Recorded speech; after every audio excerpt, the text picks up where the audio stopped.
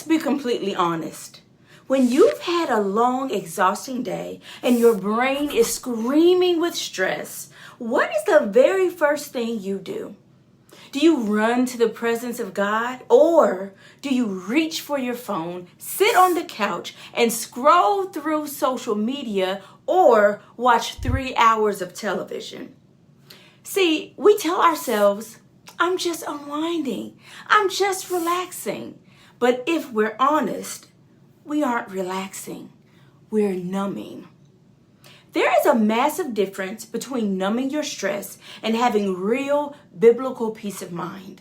Numbing is a temporary chemical escape that leaves you feeling just as empty and anxious the moment the screen turns off. Peace of mind is an active, durable sanctuary that stands strong even when life is completely chaotic. Today, we're opening our Bibles to Isaiah 26:3 to look at how to stop escaping our lives and start building perfect peace. Let's read Isaiah chapter 26, verse 3. The prophet Isaiah writes, "You will keep him in perfect peace whose mind is stayed on you because he trusts in you." This is one of the most beautiful and profound promises in the entire Old Testament. In the original Hebrew, the phrase perfect peace is written as shalom, shalom. Isaiah literally repeats the word shalom twice. In Hebrew literary culture, repeating a word isn't a typo. It's the ultimate form of emphasis. It represents absolute completeness, a double portion of peace, a peace that is totally unshakable, whole, and completely untroubled by external forces. And how do we experience this shalom, shalom? Isaiah gives us the exact condition: whose mind is stayed on you. The Hebrew word for mind is yester, which refers to your imagination, your thoughts, your framing of reality, and the concepts you cultivate in your brain. And the word for stayed is samak. This is a highly physical word. It means to lean heavily upon, to rest your entire weight against, or to brace yourself against something so that if it moved, you wouldn't fall. Think about that imagery. Isaiah is telling us that perfect peace is not a magic feeling that drops out of the sky while you're scrolling on your phone. It is the natural physical result of leaning the entire weight of your thoughts, your worries, and your imagination against the solid, immovable character of God. If your mind is leaned against social media, or leaned against your bank account, or leaned against your own ability to plan, then the moment those things shift, your peace will collapse.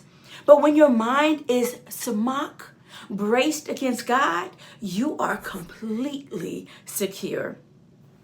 I remember a season in my teaching career where I was dealing with a highly stressful administrative transition. My anxiety was at an all-time high. Every night, I would come home, whip up a quick dinner, and sit on the couch scrolling through social media for hours.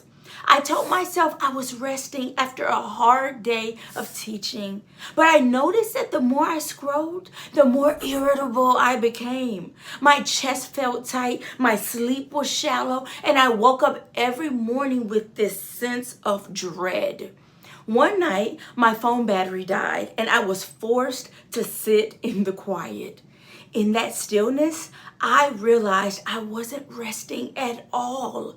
I was actively numbing. I was using the blue light of my screen to temporarily distract my brain from the unresolved anxieties I was too scared to face with God. I had to learn how to transition from distracting my mind to staying my mind on Him. This is why it's so important for us to seek perfect peace, or shalom, shalom. It's a double portion of absolute wholeness that we need. And the condition to receive it is to have our mind stayed on Jesus. When you feel anxious, stop leaning against your phone or on your plans.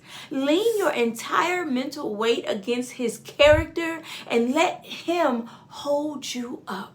See, we live in a culture that teaches us that the only way to handle stress is to escape it. We buy into the belief that I need to distract myself to survive my anxiety. But this is a lie. Distraction only delays your stress. It never deletes it. To experience true peace of mind, we must shift our belief. I do not need to escape my reality. I need to encounter the God who is present in my reality. When you bring your raw, anxious thoughts to him and lean them against his word, you build a mental resilience that no stressful day can tear down. To practically stay your mind on him today and build shalom, shalom, run this 3-step protocol. 1, pause.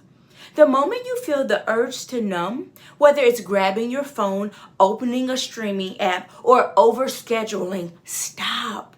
Physically put the phone in another room. Close your eyes, take 3 deep breaths and say, I am not escaping today. I am pausing to meet with God. 2, anchor. Focus your mind on Isaiah 26:3. Whisper, Lord, my mind is stayed on you. I am leaning the full, heavy weight of my worry about my finances, my job, or my family against your character.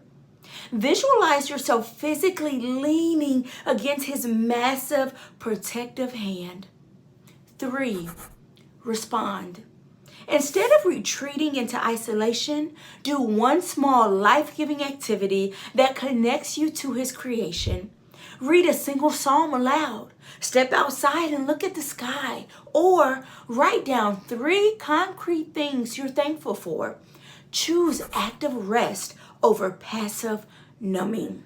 If you're ready to break the numbing cycle and build a mind that is truly stayed on God, download our free Ultimate Guide of Scriptures for the weight you're carrying. It will give you a practical blueprint to anchor your thoughts in His truth. You can also use our interactive Burden to Bible bot to help you cast down your real burden when you're tempted to scroll. Or sign up for our self-paced course, Anxious but Anchored, to learn long-term emotional and spiritual regulation. Let's stop numbing and start resting for real. Download the guide, stay your mind on Him, and I'll see you next week.